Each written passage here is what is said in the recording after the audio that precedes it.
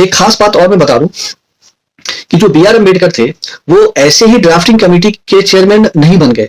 तो उनके बारे में मैं कुछ बात अभी मैं बता देता हूँ। सबसे पहले तो जो जो कॉन्स्टिट्यूशन पे काम होना था और उसका जो तैयार करना था एक मसौदा, तो उसके लिए सबसे पहले जो बी आर अम्बेडकर थे वो इंडिपेंडेंटली बॉम्बे प्रेसिडेंसी से उन्होंने चुनाव लड़ा, लेकिन वहां वो हार गए।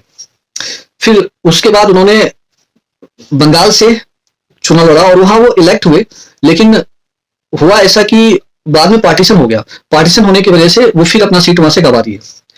और उसके बाद महात्मा गांधी के सिफारिश पर पंडित जवाहरलाल नेहरू ने उनको, जो इंटरिम गवर्नमेंट थी, इंटरिम गवर्नमेंट का मतलब जो 1947 से लेके कॉन्स्टिट्यूशन बनने तक का जो समय था उसको हम लोग इंटरिम गवर्नमेंट कहते हैं।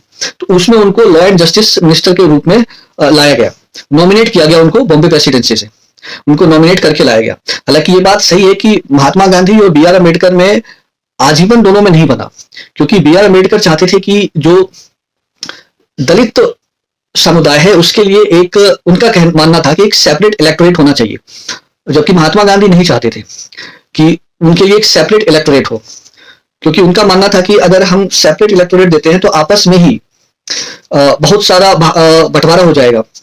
तो इस बात से वो हमेशा डिसएग्री करते थे, और खास करके बी आर अम्बेडकर का पंडित जवाहरलाल नेहरू से भी लास्ट तक नहीं बना, ये बात सच है। लेकिन खैर ठीक है।